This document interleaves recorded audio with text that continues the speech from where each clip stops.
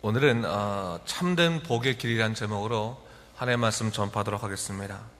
오늘 본문의 말씀은 유대의 3대 절기라 할 수 있는 무교절, 맥주절, 수장절, 다른 표현으로는 6월절, 77절, 초막절이라고 하죠. 3대 절기에 대한 강조와 하나님을 더욱더 깊이 섬길 때 임하시는 하나님의 복에 대해서 다루고 있습니다.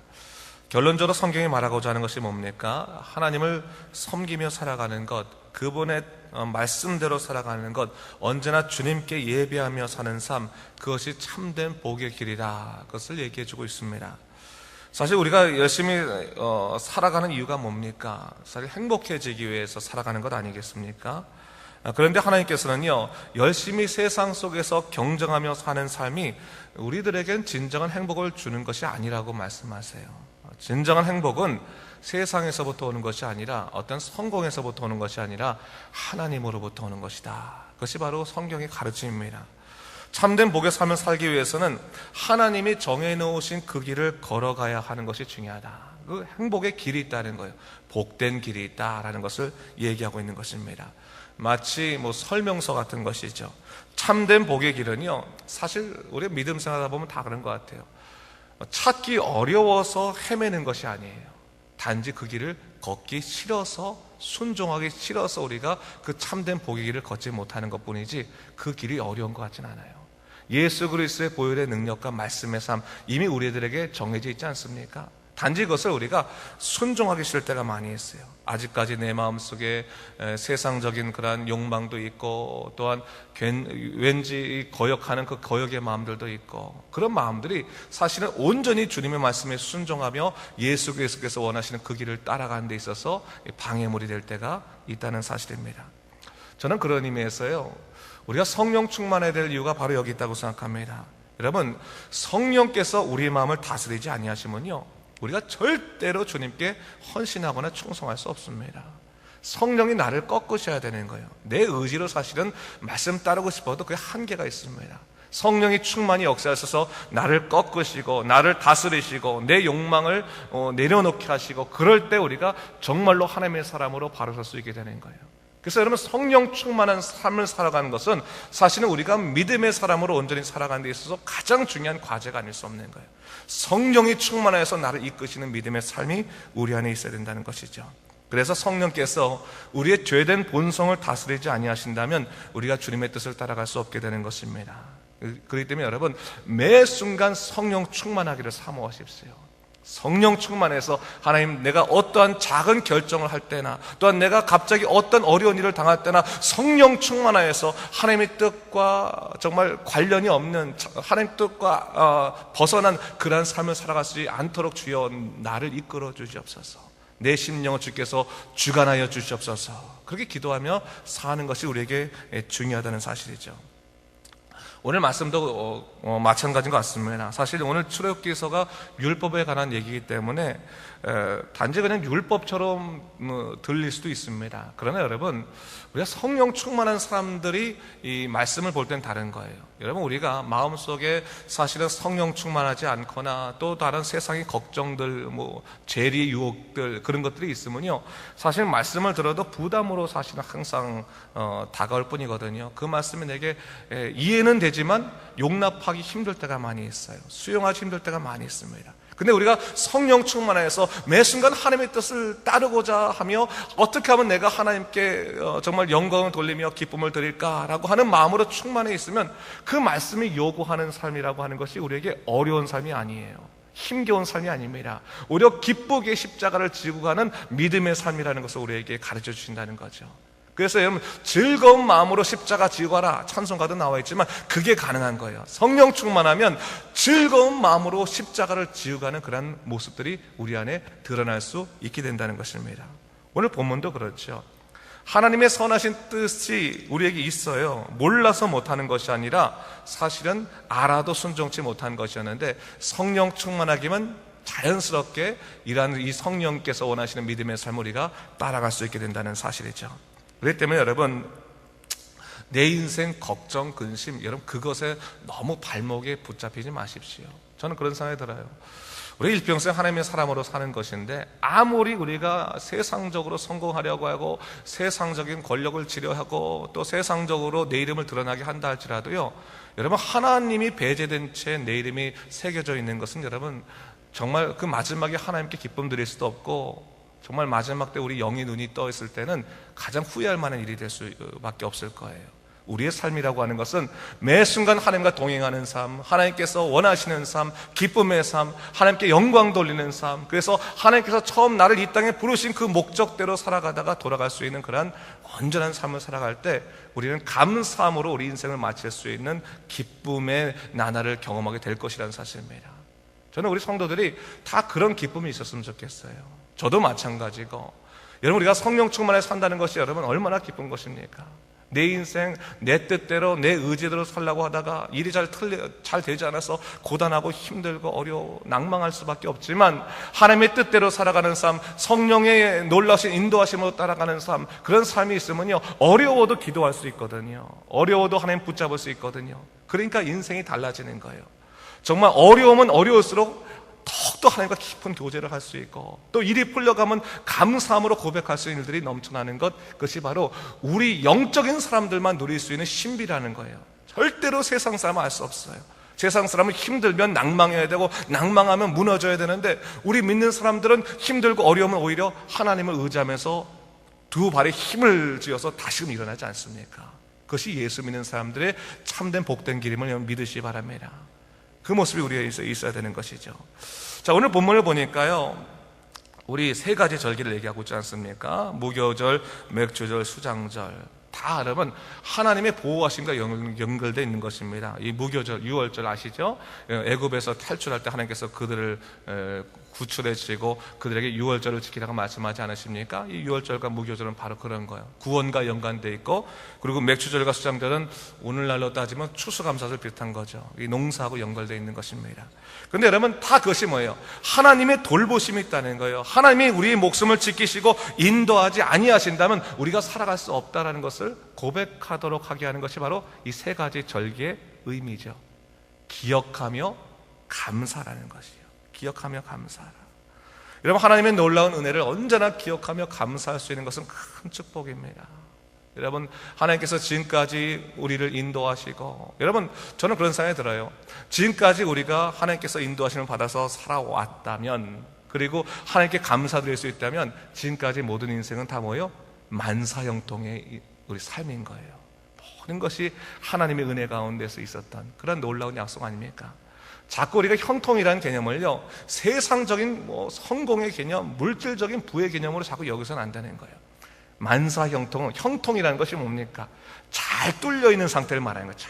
잘 뚫려있는 상태. 우리 혈액으로 말한다면, 우리 핏줄로 말한다면 콜레스테롤이 없이 잘 뚫려있는 상태. 길에 그 자동차가 없어가지고 정말 교통이 잘 통하는 상태. 그게 형통이거든요.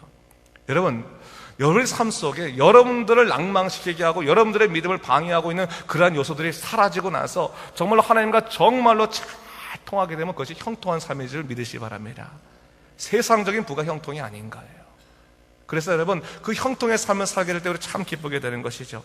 바로 오늘 세 가지 절기는 그런 의미가 있는 것이죠. 너희 삶에 하나님께서 주신 그 놀라신 은혜의 축복들을 누리며 살고 감사하는 삶을 살아가라, 예배하는 삶을 살아가라. 그러면 너희가 기쁜 삶을 살아가게 될 것이다 라는 것을 얘기하고 있는 것이죠.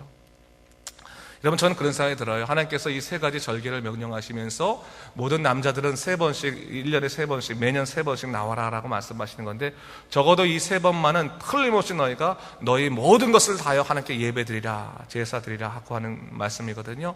근데 여러분, 만약에 이스라엘 백성 중에 어떤 한 사람도 이것을 짐으로 여기고 하나님께 나온 사람들은 거기에서 하나님의 은혜의 기쁨이 없었을 거예요. 짐이 된다면 안 됩니다.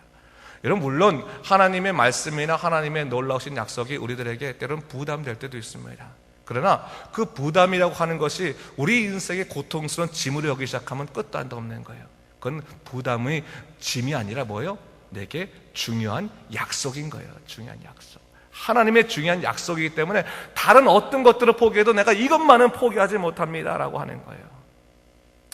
저는 솔직히 우리 목회하면서요, 제가 우리 성도를 다 사랑하긴 하지만 한 가지 안타까운 거 하나 있어요. 그것이 뭐냐면 주일 성수를 정말 목숨 걸고 지키지 못하는 게 사실은 조금 안타까운 게 있어요. 우리가 주님의 날을 우리가 지킬 수 있는 것, 정말 예배가 소중하고 하나님의 그 예배 가운데서 내가 성령 충만해 살아갈 수 있다는 것을 알게 된다는 것이 얼마나 귀중한 것인지 모릅니다.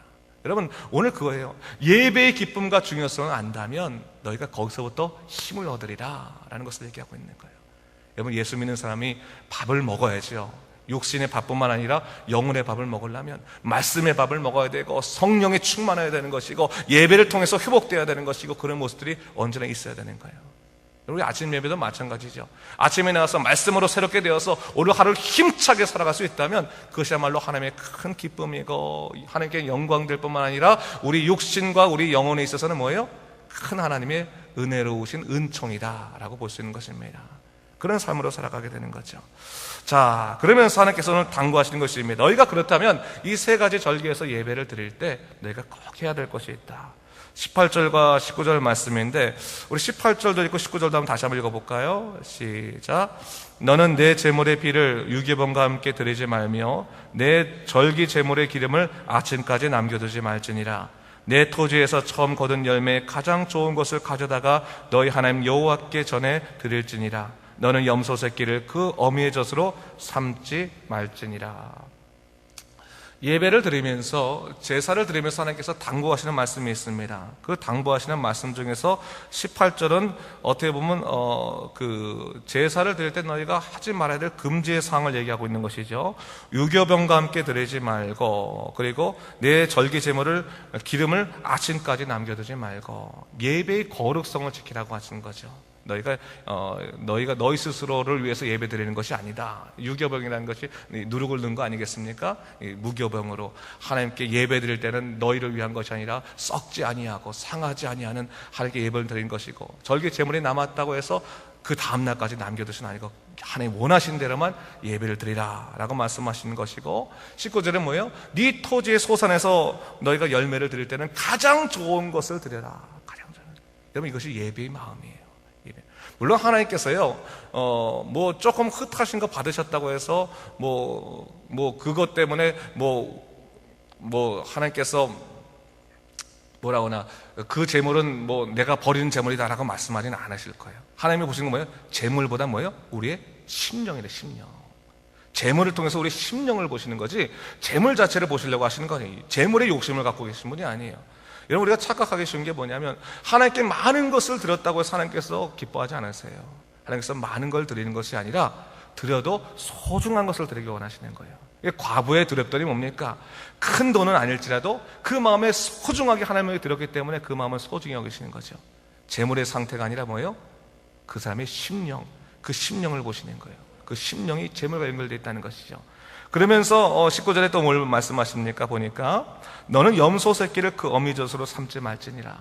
예배와는 조금 동떨어진 얘기가 갑자기 나오죠. 이것은 뭐냐면 당시에 이거는 출애굽기에 있었던 이야기가 아니라 나중에 가나안 시대에 가서 일어난 일입니다. 가나안 백성들이 갖고 있는 요리 중에 하나가 어떤 것이 있었냐면 바로 염소 새끼를 어미젖으로 삼는 그러한 그 요리가 있었어요. 근데 그 요리가 굉장히 맛나는 요리였기 때문에 가나안 백성들에게서는 최고의 요리로 삼아진 거예요. 최고의 요리다. 근데 하나님께서 보시기엔 그거 뭐예요? 폐역한 것이라는 거예요. 어떻게 그 새끼를 그 어미젖으로 삼느냐? 그것은 폐역한 것이다. 잘못된 것이다. 예배자들은 폐역한 마음을 가지고 폐역한 모습으로 하나님께 나아서는 안 된다라고 하는 것을 얘기하고 있는 것이죠. 바로 그런 모습이 우리에게 필요하다라고 하는 것을 얘기하고 있는 것입니다. 그러면서 20절 말씀에서 내가 사자를 너의 앞서 보내어 길에서 너를 보호하리니 라고 말했는데, 여기서 사자는 천사가 될 수 있겠고, 하나님께서 이 출애굽기에서 말씀하신 불기둥과 구름기둥도 될 수 있겠고, 오늘날로 따지면 뭡니까? 성령의 역사하심도 될 수 있겠고, 그런 하나님의 현존을 의미하고 있는 거죠. 하나님께서 우리와 함께 하신 것으로 나를 지키시고 인도하시는데, 내가 너를 지킬 터이니 너희가 한 가지 중요한 것이 있다. 뭡니까? 21절 말씀인데 21절 말씀 같이 읽어볼까요? 시작. 너희는 삼가 그의 목소리를 청종하고 그를 노엽게 하지 말라. 그가 너희의 허물을 용서하지 않을 것은 내 이름이 그에게 있음이라. 22절도 읽겠습니다. 내가 그의 목소리를 잘 청종하고 내 모든 말대로 행하면 내가 내 원수에게서 원수가 되고 내 대적에게 대적이 될지라. 하나님의 말씀 뭡니까? 너희가 하나님께 그 하나님을 거룩히 여기고 주님께 예배를 드림으로 헌신할 뿐만 아니라 주님께서 보면 말씀대로 살아가게 된다면, 청종하며 살아가게 된다면 내가 세상에 걱정하는 일들 때문에 무너지지 아니하고 오히려 내 원수가 내게 원수가 되는, 정말 하나님께서 너를 세우시고 견고케 하시는 놀라운 역사를 허락해 주시겠다라고 우리에게 약속해 주시는 것이죠. 자, 그러면서 여러분 21절 말씀 보세요. 뭐라고 하면 그의 목소리를 어떻게 하라고요? 청종하라. 청종하라.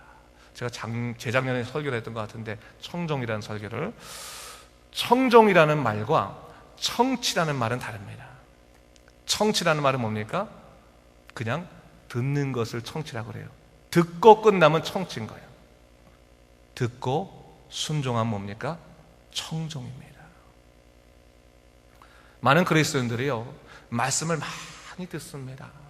말씀을 많이, 그럼에도 불구하고 변화하지 않는 이유는 뭡니까? 말씀을 청취하기 때문에 그런 거예요. 청취하기 때문에. 청취가 아니라 뭐예요? 청종해야 되는 거예요. 듣고 순종해야 되는 거예요. 듣고 성령으로 자기를 꺾어서 살아가야 되는 것이죠. 청취하는 것이 아닙니다. 뭐 라디오 청취하는 것처럼 청취하는 것이 아니라 듣고 순종하는 삶, 그것이 중요한 겁니다. 오늘 하나님 말씀을 보면서 과연 우리의 삶은 청종하는 삶인가 청취하는 삶인가를 다시 한번 생각해 봐야 되는 거예요. 하나님, 주의 말씀을 듣고 주의 말씀을 보고 내가 청종하는 삶을 살게 하여 주시옵소서. 말씀을 듣고 순종하는 삶을 살게 하여 주시옵소서. 성령으로 충만케 해서 내 이 자신의 욕망들을 꺾고 주님 안에 살아갈 수 있는 믿음의 사람 되게 하소서. 그런 모습이 있을 때 우리는 믿음으로 바로 살게 될 것입니다. 오늘도 여러분, 참된 복의 길, 여러분 우리에게 이미 있습니다. 말씀을 듣고 순종하며 주의 예배를 거룩히 여기며 항상 주님의 은혜를 기억하며 감사하는 삶, 여러분들이 넘치시기 바랍니다. 넘치심으로 오늘도 힘차게 살아가신 여러분 되시길 주님의 이름으로 축원합니다. 기도하겠습니다. 주 하나님 아버지, 감사합니다.